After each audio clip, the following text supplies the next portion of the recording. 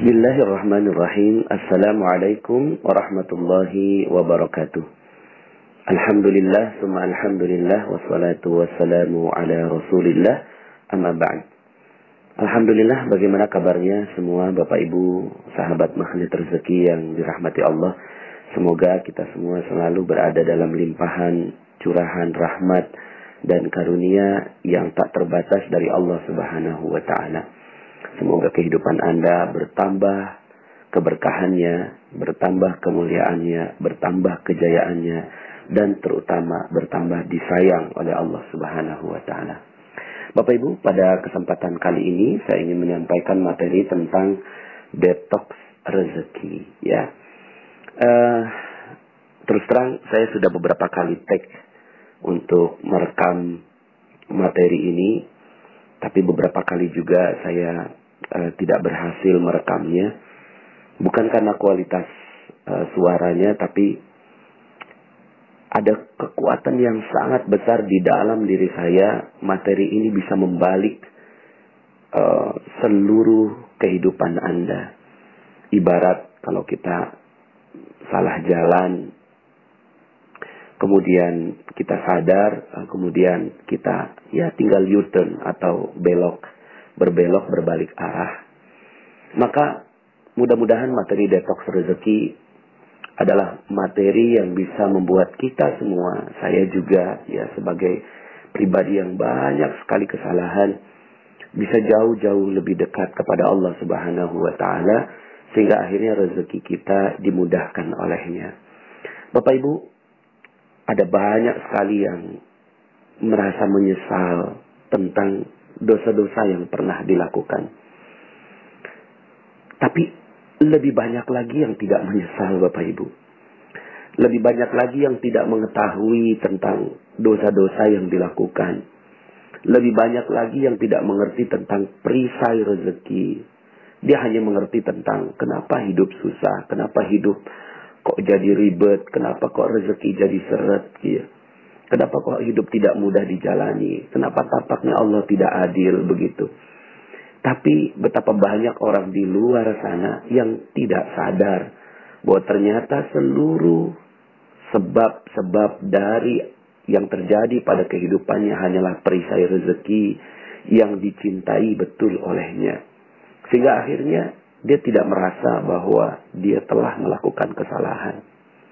Maka bagi Anda yang menghubungi saya secara pribadi dan kemudian mengatakan tentang betapa hinanya diri kita, betapa hinanya diri saya ketika mendengarkan materi tentang jodoh terbaik, mendengarkan materi tentang cacat yang sempurna, mendapatkan cerita tentang betapa banyaknya orang yang bersalah lalu kemudian berharap Allah Subhanahu wa Ta'ala mengampuninya, tentang materi-materi yang berkaitan dengan apa yang sudah saya sampaikan sebelumnya.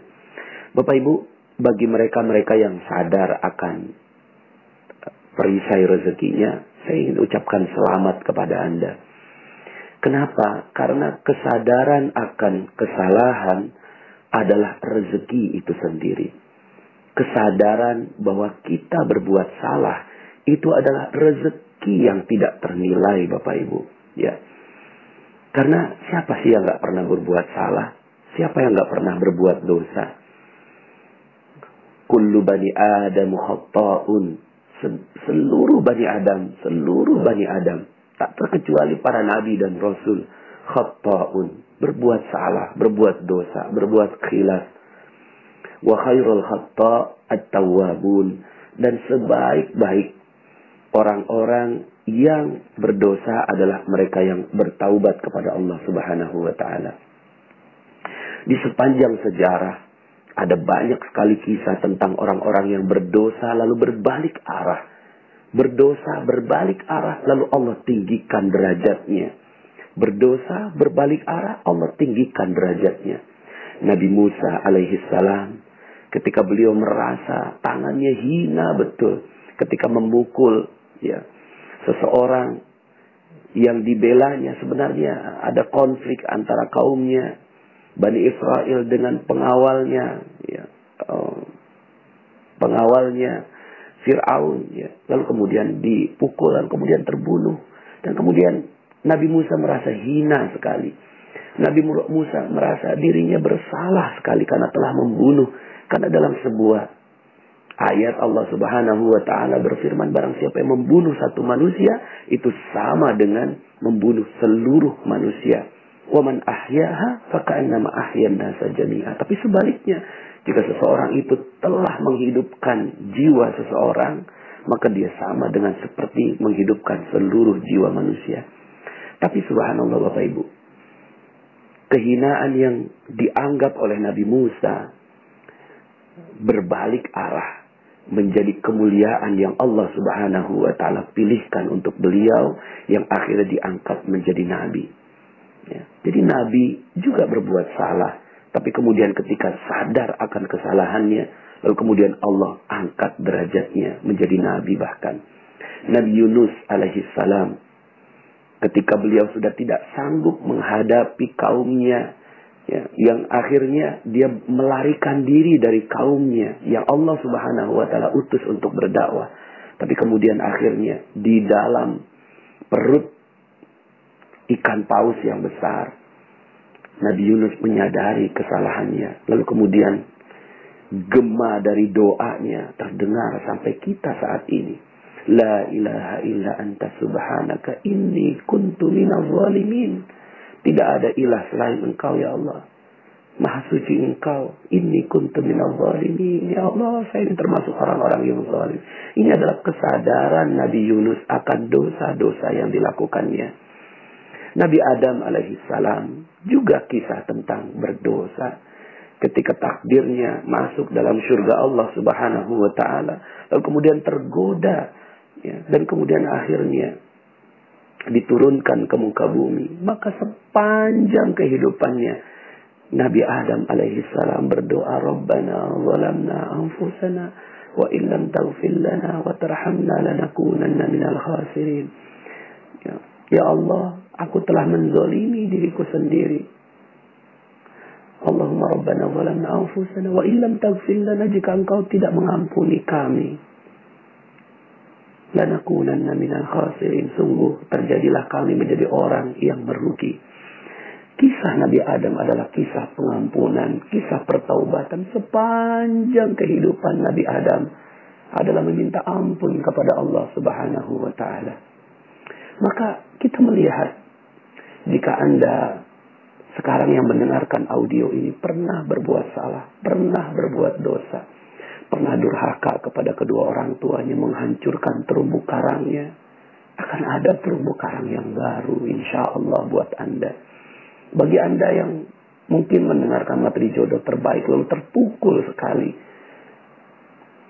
apa begitu Pak Nas? Apa saya begitu hina? Saya pernah berzina dalam kehidupan saya sebelumnya. Bersyukurlah, karena nyawa kita belum sampai ke kerongkongan. Nyawa Anda, nyawa kita semua yang masih bisa mendengarkan audio ini belum sampai ke kerongkongan. Masih ada kesempatan untuk bertaubat kepada Allah Subhanahu wa ta'ala. Memang benar, Allah seakan-akan ingin memberikan pesan bahwa hukumannya adalah dirajam sampai mati. Memang benar. Seakan-akan untuk menunjukkan bahwa benar-benar dosanya besar sekali. Karena selama ini kita tidak pernah menganggap bahwa itu dosa. Kita iyalah dosa, tapi kita tidak pernah menganggap bahwa dampaknya begitu besar kepada kehidupan dunia kita maupun kehidupan akhirat kita. Kita anggap ya nantilah minta ampun kepada Allah, salaman kepada manusia, lalu kemudian bertaubat kepada Allah, diampuni. Enggak sesederhana itu. Ketika kita sadar bahwa ini adalah dosa yang sangat besar, maka itu adalah rezeki yang luar biasa buat kita. Mungkin selama ini Anda menganggap bahwa, waduh Pak Nas, kalau saya sudah pernah berzina, pantas saja rezeki saya hancur seperti ini. Karena memang sepertinya saya sudah tidak pantas untuk mendapatkan rezeki dari Allah. Tapi yuk sama-sama kita bergabung dengan kafilah pertaubatan, dengan kafilah orang-orang yang sadar akan dosanya, kafilah para nabi yang mengakui dosa, kafilah orang-orang yang dimuliakan oleh Allah Subhanahu wa ta'ala. Bahkan ada banyak sekali kisah tentang mereka-mereka yang sadar akan dosanya. Tapi kekuatan kesadaran akan dosa. Kesadaran akan dosa ini yang membuat akhirnya Umar bin Khattab dalam sebuah hadis Rasulullah SAW bersabda, "Ittaqillaha haitsuma kunta wa atbi'is sayyi'atal hasanata tamhuha." Bertakwalah kepada Allah dimanapun kau berada, dan iringilah perbuatan buruk dengan perbuatan baik. Karena kebaikan dapat mengkompensasi keburukan. Maka hadis ini menjadi kabar gembira bagi Umar bin Khattab radhiyallahu an. Menjadi kabar gembira dan dijadikan ini sebagai ruh kehidupan bagi Umar bin Khattab radhiyallahu an. Ruh kehidupan bagi Umar, ya. Ketika kesalahannya ingin ditutupi dengan kebaikan demi kebaikan demi kebaikan, sampai akhirnya Umar bin Khattab radhiyallahu an menjadi manusia mulia yang kita kenang sampai sekarang.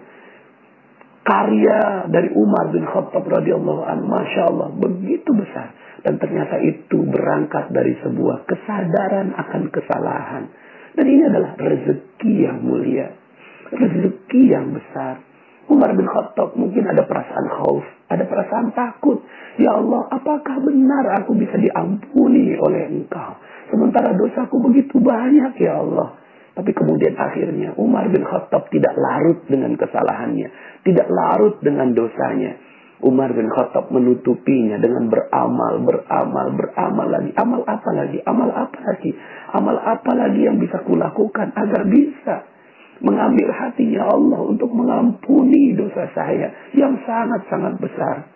Maka Bapak Ibu yang dirahmati Allah Subhanahu wa taala, mungkin sebagian di antara Anda ketika mendengarkan materi tentang perisai rezeki, lalu kemudian saya mulai bongkar sedikit demi sedikit dosa-dosa yang kita lakukan.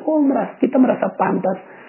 Ya pantas aja rezeki kita nggak datang, Bapak Ibu. Karena perisai kita begitu besar. Tapi kita punya Allah. Kita punya Allah yang maha mengampuni, yang maha sayang akan hambanya. Yang maha sayang akan hambanya. Maka mari kita juga renungkan tentang sebuah hadis. Kisah tentang seorang yang telah membunuh 99 orang. Membunuh 99 orang. Satu orang saja dibunuh. Selaksana membunuh seluruh manusia. Lalu kemudian ini membunuh 99 orang. Tapi kemudian dia sadar. Hati nuraninya keluar. Bekerja. Sensornya bekerja. Lalu kemudian ada hidayah yang merasuk di dalam hatinya. Lalu kemudian bertanya, apakah aku bisa diampuni ya Allah? Sementara aku telah membunuh 99 orang. Lalu kemudian dia bertemu dengan seorang ulama pada saat itu. Ya, ini cerita di zaman Bani Israel, dikisahkan oleh Rasulullah SAW. Pada saat itu bertemu ulama, wahai syekh, wahai ulama, saya ini telah berdosa, 99 orang telah saya bunuh. Apakah saya bisa diampuni oleh Allah? Tapi kemudian ulama ini mengatakan, mana mungkin kau bisa diampuni? Satu orang saja sudah selaksana membunuh seluruh manusia. Kamu telah membunuh 99 orang. Karena perasaan begitu putus asa akan rahmat dari Allah Subhanahu wa ta'ala. Akhirnya ulama ini dibunuh dan genaplah 100. Tapi kemudian manusia yang ingin bertaubat ini datang kepada ulama kedua. Yang kemudian mengatakan, Allah maha mengampuni. Sampai akhirnya batas ketenggorokan. Sepanjang nyawa masih ada, maka masih bisa diampuni oleh Allah. Dengan syarat engkau meninggalkan seluruhnya dan pindah ke satu tempat yang lebih baik. Kemudian akhirnya dia lakukan itu. Dan singkat cerita, akhirnya seorang pembunuh yang telah membunuh 100 orang ini, akhirnya meninggal dunia di tengah perjalanan. Dan ketika malaikat maut, malaikat berselisih tentang hal ini, apakah dia masuk surga atau masuk neraka. Lalu kemudian diukur, ternyata beliau lebih dekat ke tempat desa yang dia tuju, ke tempat dia untuk bertaubat. Maka Bapak Ibu yang dirahmati Allah Subhanahu wa Ta'ala, mungkin sebagian di antara Anda seakan-akan sepertinya sudah tidak lagi punya harapan kepada Allah. Tapi yuk sama-sama kita renungkan tentang ayat-ayat Allah Subhanahu wa Ta'ala dan hadis-hadis Nabi yang bercerita tentang hal ini.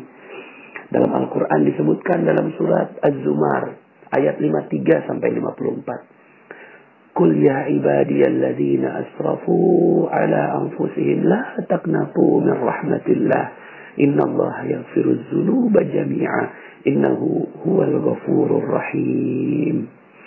Katakanlah, hai hamba-hambaku yang melampaui batas terhadap diri mereka sendiri, janganlah kamu berputus asa dari rahmat Allah.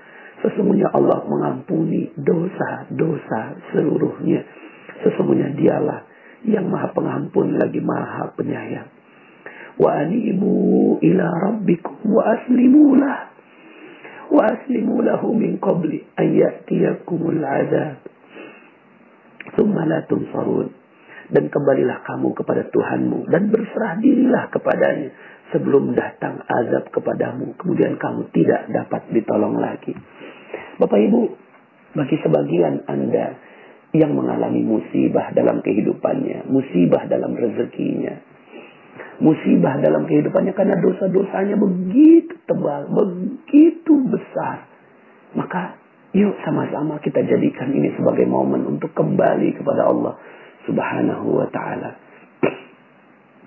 Bahwa insya Allah sepanjang nyawa kita masih ada dan belum sampai ke tenggorokan, kita masih memiliki kesempatan untuk bertaubat kepada Allah. Kita masih punya kesempatan untuk melakukan pertaubatan. Nah, Bapak Ibu, ini judulnya adalah detox rezeki, ya. Bagaimana kita bisa dengan jalan pertaubatan ini kita melakukan detox, ya. Mungkin Anda pernah melihat, dan ini pengalaman saya bersama istri begitu ya. Ada yang memakai kosmetik bermerkuri, kosmetik berbahaya, lalu kemudian wajahnya hancur gitu ya. Lalu kemudian dia sadar gitu. Setelah menggunakan kosmetik beberapa lama, kemudian akhirnya dia sadar bahwa zat yang dimasukkan ke dalam wajah ini adalah zat yang berbahaya. Lalu kemudian dia mulai sadar akan kesalahannya. Tapi kemudian jalan untuk berbalik ke wajah yang semula itu adalah jalan yang terjal, Bapak Ibu.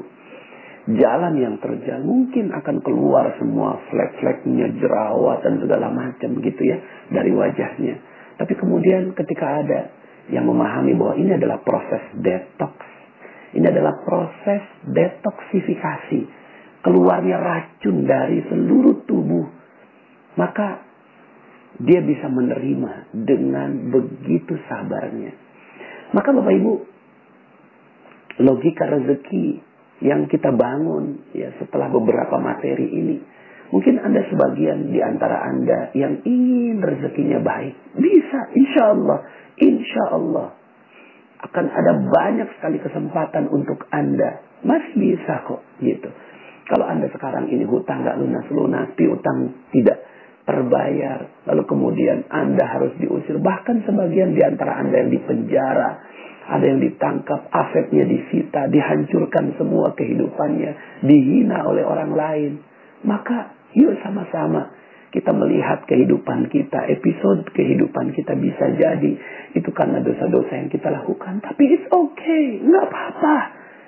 Yang penting Anda sadar akan kesalahan. Yang penting kita sadar akan kesalahan. Lalu kemudian kita berbalik. Tapi jalan berbalik ini jangan meminta instan, Bapak Ibu. Kita sudah terlalu jauh berjalan dari jalur yang Allah inginkan.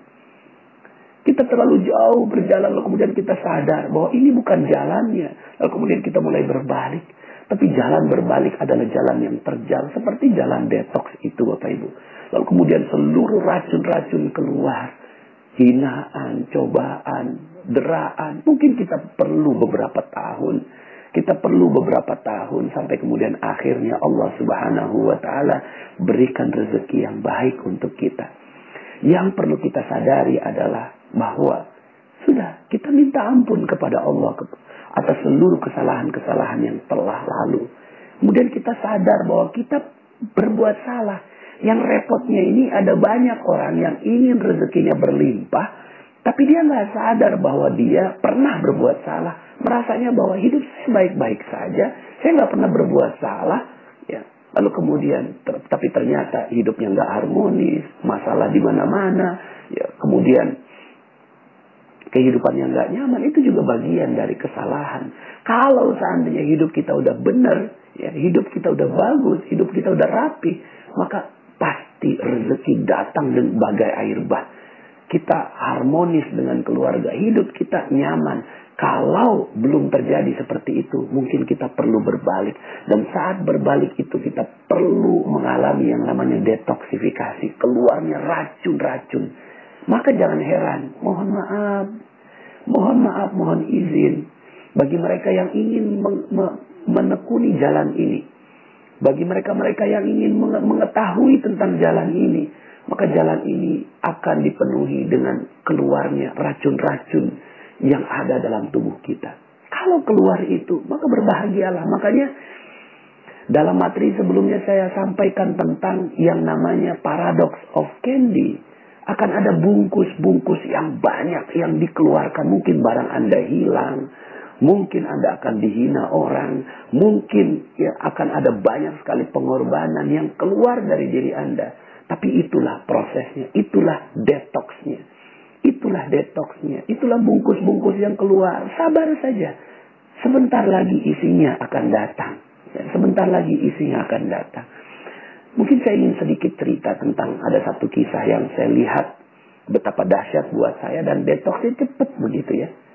Ya mungkin bukannya cepat ya, tapi di antara jalan yang Allah pilihkan untuk detoksifikasi ini, Allah kasih hadiah gitu. Allah kasih hadiah. Ini kisah tentang seorang nenek. Nenek ini hobinya minta-minta, Bapak Ibu.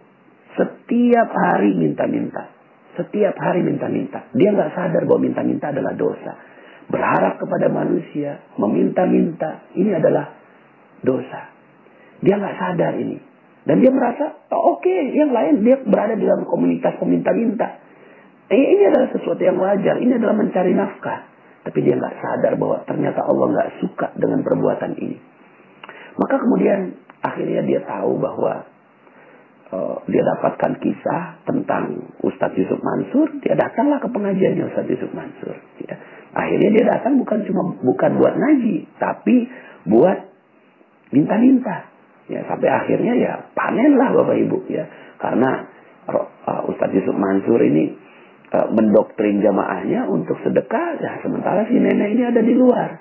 Ya, tinggal menengadahkan tangan sampai kemudian akhirnya seluruh jamaahnya menjadikan sang nenek ini sebagai alat praktikum Bapak Ibu ya.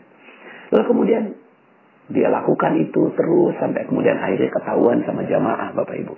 Dilaporkan sama Ustadz Yusuf Mansur. Ya kemudian ketemu. Nenek datang pengen minta-minta. Enggak Ustadz, saya nggak pengen minta-minta.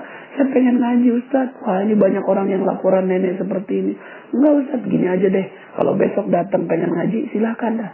Tapi kalau datang pengen minta-minta lebih baik jangan. Gitu. Kurang lebih seperti itu isinya nasihat Ustadz Yusuf Mansur kepada sang nenek. Akhirnya itu si nenek datang lagi besoknya. Tapi berubah niat Bapak Ibu. Berubah niatnya. Yang tadinya pengen minta-minta, sekarang ngaji. Kenapa? Karena udah ketahuan sama Ustadz Yusuf Mansur. Sampai kemudian akhirnya ini nenek ngaji. Sampai kemudian akhirnya ada tuh si nenek, ada Ustadz Yusuf Mansur, ada saya. Ini si nenek ini ngoceh aja depan Ustadz Yusuf Mansur. Gitu ya. Nggak tahu orang yang diocehin orang yang sibuk.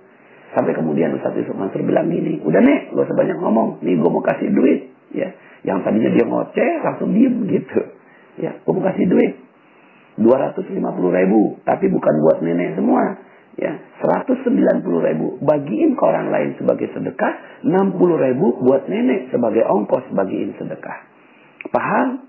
Nggak paham Ustadz, kata tuh si nenek. Ya, akhirnya Ustadz Yusuf Mansur ngelihat saya. Nah, Terusin mas, gue banyak urusan. Akhirnya pergilah Ustaz Yusuf Mansur. Saya berhadapan sama si nenek. Oh mungkin tadi Ustaz Yusuf Mansur ngejelasinnya kecepetan. Saya akhirnya jelasin pelan-pelan. Nek, Ustaz Yusuf Mansur mau ngasih duit. Gitu. Cuma ya bukan buat nenek semua. Ustaz Yusuf Mansur mau ngasih 250.000. Betul kan Ustaz? Ya, saya cari Ustaz Yusuf Mansur. Nggak ada Ustaznya. Oh ternyata nerusinnya bukan cuma nerusin jelasin, nerusin ngasihin duit gitu kan. Akhirnya aduh saya dijebak sama Ustaz Yusuf Mansur, tapi dijebak yang baik begitu. Akhirnya keluarlah dompet saya ada duit 300.000. Kemudian akhirnya saya keluarkan, nih ada duit 300.000, tapi bukan buat nenek semua. 240.000 bagiin ke orang lain sebagai sedekah, 60.000 buat nenek sebagai ongkos bagiin sedekah. Paham? Paham Ustaz, cepet banget pahamnya. Kenapa? Karena yang sebelumnya nggak ada duitnya, sekarang ada duitnya. Jadi orang kalau dijelasin ada duit, cepet paham gitu. 2 minggu kemudian saya ketemu masih si nenek lagi. Nangis si neneknya, subhanallah Ustaz, alhamdulillah. Ada apa nih, ada apa? Iya tuh Ustaz, duit itu udah saya tukerin duit-duit kecil. Ya, duit 2.000, 5.000, 10.000 gitu. Cuma karena komunitasnya peminta-minta yang datang banyak. Sampai duit 240.000 udah habis. Masih ada 3 orang yang datang. Nek, bagi sedekah kok saya nggak dapet gitu. Kata 3 orang ini. Udah habis, udah ketinggalan loh gitu. Jangan bohong dong Nek, jangan bohong. Akhirnya karena didesak, keluarlah bagian dia. Bagian dia berapa tadi? 60.000. Dikeluarkan 10.000. Nih bagi 3 ya, udah habis. Pagi harinya beliau melakukan hal seperti itu. Malam harinya lewat depan sebuah rumah. Kalau nggak salah namanya Ibu Hajah Maryam. Nek, sini Nek. Ada apa Bu Haji? Nggak tahu nih. Beberapa bulan ini saya terus keingetan nenek. Alhamdulillah tadi pagi saya udah daftarin nenek pergi umroh. Subhanallah. 10.000 pergi umroh. 10.000 pergi umroh. Masya Allah, ini yang namanya detox rezeki Bapak Ibu. Kita lihat prosesnya. Pertama, sang nenek melakukan dosa. Apa dosanya? Dosanya meminta-minta dan memanfaatkan masjid sebagai ladang untuk meminta-minta. Ini dosa. Ya. Ini dosa yang dia lakukan tapi dia nggak sadar. Dia merasa bahwa it's okay, semua juga melakukan itu, gitu ya. Tapi ternyata dia telah menggantikan manusia, telah menggantikan masjid, telah menggantikan pengharapan ke orang lain dibandingkan dengan pengharapan kepada Allah. Dan ini adalah salah satu bentuk dari dosa. Ya, ini satu.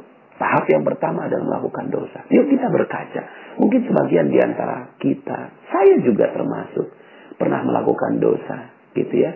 Lalu kemudian kita coba teliti, apa ya salahnya, gitu ya. Apa ya salahnya? Terus kemudian kita coba meminta, bertanya kepada Allah, ya Allah saya salah di mana, gitu ya. Lalu kemudian yang kedua, sadar akan kesalahan. Nah, di sini Allah menjadikan kesadaran akan kesalahan itu dengan bantuan orang lain, yaitu bantuan jamaah yang melaporkan ke Ustaz Yusuf Mansur, dan Ustaz Yusuf Mansur juga menegur kepada sang nenek. Ini adalah proses kedua terhadap sang nenek, yaitu memberitahu tentang kesalahan. Nah, sampai di sini ada orang yang mau nerima, ada orang yang tidak mau terima.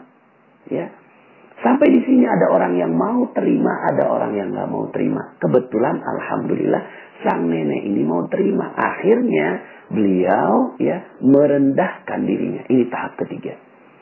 Pertama, terjadi dosa.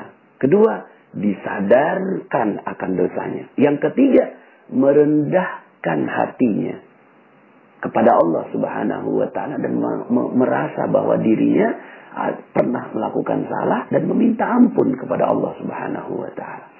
Proses merendahkan diri di hadapan Allah ini dilakukan oleh Nabi Adam sepanjang 1000 tahun. Proses merendahkan diri ini dilakukan oleh Nabi Musa. Proses merendahkan diri ini dilakukan oleh Nabi Yunus. Proses merendahkan diri ini dilakukan oleh Umar bin Khattab radhiyallahu anhu. Sehingga ketika setiap beliau ingat akan wajah anaknya, beliau selalu menangis. Ini adalah proses merendahkan diri di hadapan Allah. Ya. Dan proses merendahkan diri ini ya dilakukan dengan sepenuh kesungguhan.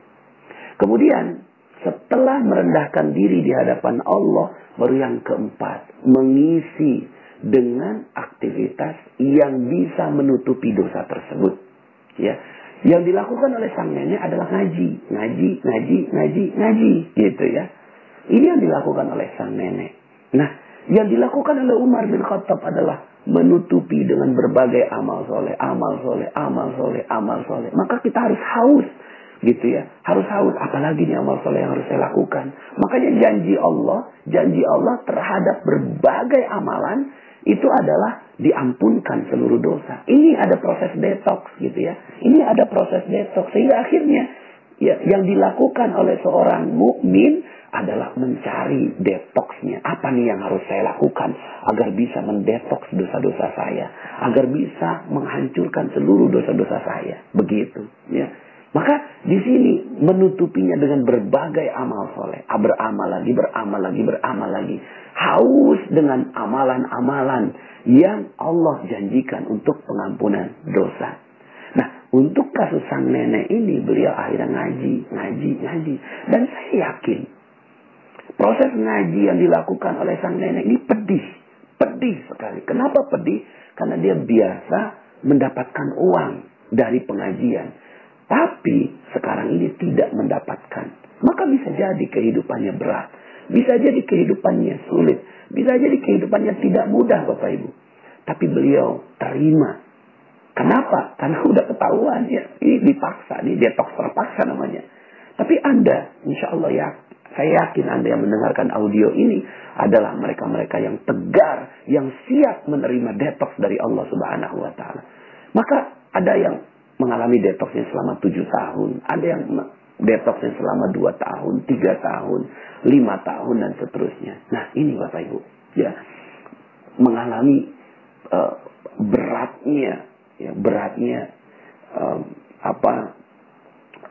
ujian ketika kembali. Jadi yang pertama, dosa. Melakukan dosa. Ini tahap pertama. 2, sadar akan kesalahannya. 3, merendahkan diri di hadapan Allah Subhanahu wa Ta'ala. Yang keempat, diisi dengan berbagai amalan-amalan untuk mempercepat ditimbunnya dosa-dosa itu. Dan yang kelima adalah bersabar dengan prosesnya. Bersabar dengan proses detoxnya. Ya. Bersabar dengan prosesnya. Yang keenam, bersabar ketika muncul berbagai kesulitan-kesulitan dalam proses detox ini. Ya. Kalau ini yang sudah dilakukan, maka terjadi yang keenam, Bapak Ibu. Yang keenam ini adalah ujian. Ujian terhadap proses detox kita.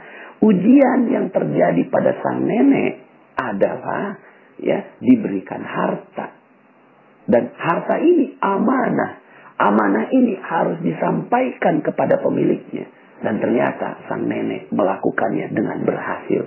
240.000 dibagikan semuanya. Dan ternyata tidak cukup dengan itu. Yang dilakukan oleh sang nenek adalah menambah amanah itu ya dengan pengorbanan. Yang dilakukan mengorbankan 10.000 dari yang dimilikinya untuk ya menenangkan orang-orang. Dan akhirnya tahap terakhir dari proses ini ya, tahap yang ke-9 adalah terjadinya keajaiban. Keajaiban ini terjadi adalah karena hadiah Allah. Allah suka dengan orang yang kembali. Allah suka dengan orang yang melakukan proses detoksifikasi itu. Ya, Allah suka dengan orang yang kembali kepada Allah Subhanahu wa Ta'ala. Maka Bapak Ibu yang dirahmati Allah Subhanahu wa Ta'ala, mudah-mudahan materi ini bisa membuat kita akhirnya mendapatkan optimisme kembali bahwa Allah Maha memberikan hadiah untuk kita. Dan mungkin sepanjang perjalanan itu didetoks lagi hadiah, detoks lagi hadiah, detoks lagi hadiah. Hadiah-hadiah kecil yang Allah akan berikan pada kita. Bersyukur dengan setiap hadiahnya. Lalu kemudian detoks lagi hadiah lagi, detoks lagi hadiah lagi. Terus Sampai kemudian akhirnya bersih kita seluruhnya dari seluruh dosa-dosa kita. Nah, maka Bapak Ibu yang dirahmati Allah, ada banyak sekali ayat-ayat yang menekankan tentang hal ini, ya.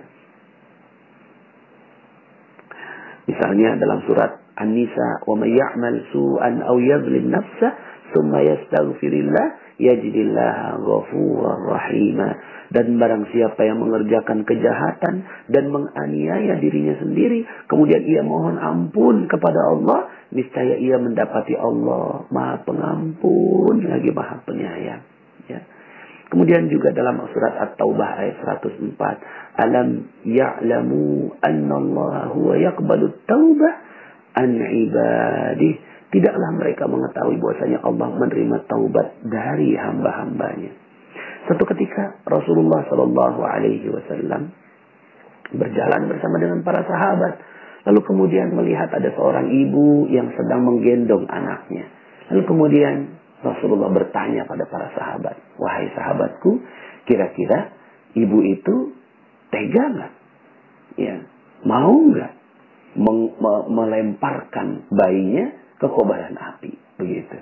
Para sahabat kaget mendapatkan pertanyaan seperti itu. Tidak mungkin ya Rasulullah. Ya. Ibu itu begitu sayangnya kepada anaknya, nggak mungkin dilemparkan ke kobaran api. Kemudian kata Rasulullah Shallallahu Alaihi Wasallam, "Sungguh Allah lebih sayang daripada seorang ibu kepada bayi. Sungguh Allah lebih sayang daripada seorang ibu yang menyayangi bayinya." Maka Allah menyayangi Anda, Bapak Ibu semua. Allah menyayangi kita. Allah gak pengen kita tergores sedikit pun dari api neraka. Allah gak pengen kita masuk di api neraka. Gak pengen Allah. Gak mau Allah nih kita masuk di api neraka. Gak mau Allah. Allah gak ingin sama sekali melihat kita terbakar di api neraka. Itulah Allah. Kalaulah ibu kita tidak mau meletakkan kita di api neraka, bagaimana Allah? Bagaimana Allah? Allah tidak mungkin. Tapi kemudian karena dosa-dosa kita, akhirnya Allah menghancurkan kita di kehidupan dunia. Supaya apa? Supaya gugur dosa-dosa kita. Supaya hancur dosa-dosa kita. Supaya habis dosa-dosa kita. Lalu kemudian kita menjadi manusia yang bersih di hadapan Allah. Dan ini adalah bentuk sayangnya Allah. Jadi kalau ditanya apakah Allah jahat pada saya? Tidak. Malah sebaliknya. Allah maha sayang kepada hambanya. Allah maha sayang kepada hambanya. Lebih sayang daripada seorang ibu menyayangi bayinya. Subhanallah. Bapak Ibu yang dirahmati Allah Subhanahu wa ta'ala. Maka ini adalah kabar gembira bagi kita semua. Proses detox yang insya Allah kita semua akan mengalaminya. Jadi kalau seandainya kita mengalami kesulitan-kesulitan hidup, katakan kepada Allah. Katakan kepada Allah, seandainya kita mengalami kesulitan-kesulitan dalam hidup kita. Ya Allah, sungguh aku lebih baik menerima kesalahan ini, menerima kesulitan ini di kehidupan dunia. Asalkan Engkau membayar seluruh kesulitan-kesulitan kami dalam kehidupan dunia ini berupa keselamatan nanti di yaumil akhir. Tapi percaya Bapak Ibu, percayalah bahwa Allah juga berhak untuk memberikan harta rezeki yang berlimpah pada Anda dalam kehidupan dunia. Asalkan Anda sabar dalam prosesnya. Di akhir dari audio ini saya ingin membacakan sebuah hadis yang ada dalam kumpulan hadis Arba'in nomor 42. Dalam sebuah hadis qudsi, Anas radhiyallahu an berkata, "Aku mendengar Rasulullah sallallahu alaihi wasallam bersabda, Allah Subhanahu wa taala berfirman, wahai anak Adam, selama kalian mau berdoa dan berharap kepadaku, pasti ku ampuni dosa yang pernah kalian lakukan. Pasti ku ampuni dosa yang pernah kalian lakukan. Dan aku tidak peduli. Wahai anak Adam, Seandainya dosa kalian membumbung setinggi langit, membumbung setinggi langit, lalu kalian memohon ampun kepadaku, pasti aku ampuni. Wahai anak Adam, seandainya kalian datang kepadaku dengan membawa kesalahan sepenuh bumi, asalkan tidak menyekutukan aku, pasti aku mendatangimu dengan membawa ampunan sepenuh bumi pula. Subhanallah, Masya Allah. Mudah-mudahan kita semua diampuni oleh Allah Subhanahu wa ta'ala.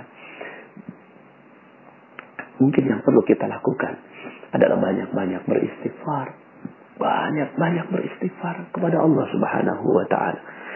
Semoga dengan istighfar ini Allah Subhanahu wa ta'ala akan mengampuni seluruh dosa-dosa kita. Mudah-mudahan dengan seluruh dosa-dosa ini Allah Subhanahu wa ta'ala akan mengampuni seluruh dosa-dosa yang kita lakukan.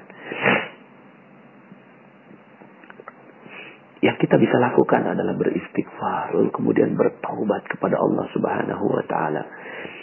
Kemudian kita baca doa Sayyidul Istighfar yang nantinya akan saya ajarkan dalam kesempatan berikutnya. Kemudian juga membaca tahlil La ilaha illallah, membaca La ilaha illallah.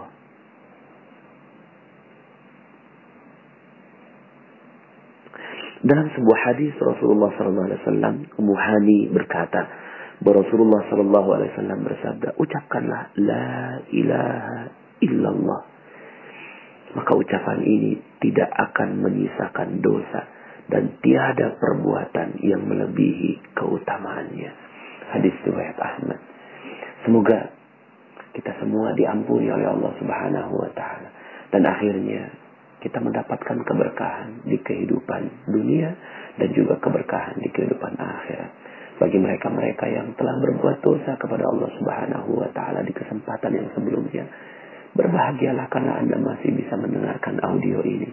Artinya Anda masih punya kesempatan untuk meminta ampun dan diampuni oleh Allah Subhanahu wa ta'ala sampai nyawa Anda, sebelum nyawa Anda sampai di tenggorokan Anda.